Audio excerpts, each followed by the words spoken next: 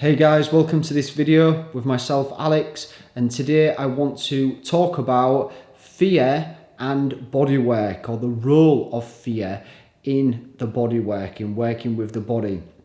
You know, a lot of people talk about working with the body and, the potential of it being too much or too intense, or maybe a bit overwhelming or something like that. There's so much going on in the body, like you need to have some facilitator there or a therapist there. And of course, it's good to take precautions, and I'm sure what's been said is said with good intention. However, I'd actually disagree on some level that the body is in itself a teacher. The body is in itself a therapist. The body gives signs and the body gives signals as to whether you're doing it right or whether you're doing it wrong. You can't really do it wrong, but there are certain things that might not be advisable.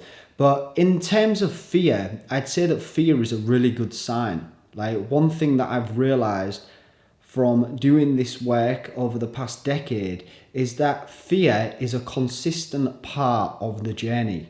To feel afraid when I enter into the body, or when I go into deeper levels of experience and deeper levels of feeling in particular, quite often fear arises. Fear arises to say you're entering into a part of yourself, you're entering into an experience that you haven't experienced before, or you've not experienced for a long time. So if we think back when we was children, when we was first born, we come into this world and our natural state was openness, was complete openness. The body's natural state was to be open, wide open. And as we've gone through life, we've been exposed to trauma and conditioning. If you've not had some big trauma or too many traumatic events, which most of us have, you've certainly been exposed to conditioning. It's just part of life. And in these traumas and in these conditions, this conditioning, fear arises. We go into the world, into an interaction. We start high school, junior school, whatever it is, and fear arises when conditions come in. So we get conditioned into a certain way of being, and when we realize that we're doing it wrong, which we're not really, we're just being open and free and expressive and natural, but society pushes on us that we're doing something bad, or parents pushes on us that we're doing something bad. So the natural response is we interpret this as I am bad, therefore fear is our primary response. We get scared because in many cases, if we're doing something wrong or if we're doing something bad, the potential of our safety being taken from us, which is usually like our parents' love or the teachers' attention or protection or something like that, it creates a fear response. And I can link this to just about everything in trauma and conditioning. There's a fear response that arises. And what happens is our natural state of openness closes down. We begin to contract. We begin to turn our muscles inwards so they become hard and rigid. And, by the time we get to our 20s, for the most part, we tend to be this hardened shell which encases lots and lots of fear. And this fear isn't so obvious because it's unconscious. It's out of awareness. That's where we've put it. We've put it out of awareness, because if we was going to deal with this immense fear that we had as children, we wouldn't be able to cope. We wouldn't be able to handle the consistent or the immensity of the fear. So when it comes to this work, when it comes to working with the body, if fear does start to arise, then I'd say it's a pretty good thing. It's a good sign. It shows that you're moving into an area of yourself that needs to be opened. It needs to be explored. It needs to be integrated. You know, it needs to be reclaimed. You need that back. That's what you come into the world with, and that's what was taken from you. You come in with naturalness, openness, authenticity. You was you. You was yourself.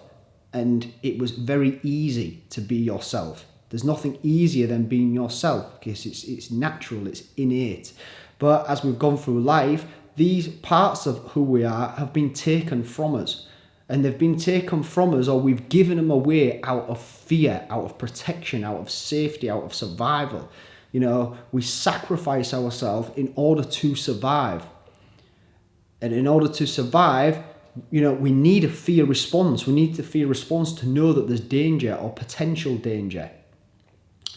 And, you know, maybe there wasn't some huge danger as a child, but we don't really know the difference. Like fear's fear, even as adults, it's pretty scary. So I would encourage people to really stick with it. If you are somebody that experiences fear as a consistent part of the journey, and also just like to add here as well, if you're in fear all of the time, day in, day out, then maybe look at that in a different type of way. But I'm just talking about, you know, maybe every sort of few weeks or couple of weeks or even every few days, you know, you get a pang of fear that starts to arise. And it's like, oh shit, I don't know if this is good. I'd say it is good. I'd say that's the teaching, that's the pointing, that shows that you're onto something. A little bit different if you're just in a perpetual state of anxiety and you can't leave your room, then, you know, there's other things that we can work with, like grounding techniques and, you know, certain therapies that deal with this, or medication even, which I know might be a taboo subject for many spiritual seekers, but it does have a place. But working with the fear is a really, really good sign. For me, it's never really gone away. And if anything, I've learned to embrace it. I've learned to enjoy it. If fear comes up for me now, I am like, yes, fear is here.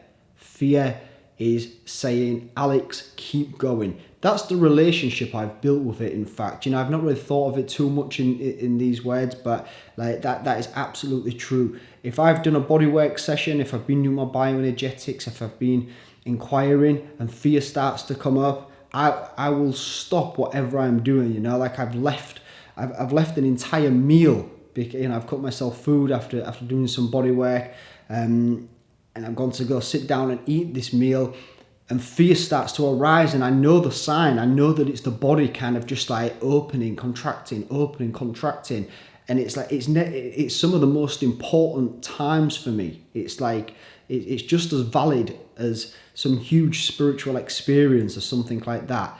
If fear shows up in the way that I'm talking about, this primal survival fear, existential fear, then it's time to go to work. It's time to put in the work and be with that. And what I find is how we can work with this is to notice the fear and then notice the space around it. Notice that we can go beyond the fear.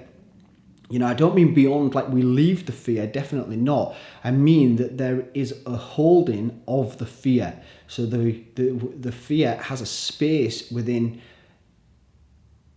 our experience. So if the fear's coming up, we can feel the fear. It's, you know, like the heart's racing, we feel a bit shaky, things are starting to jump around.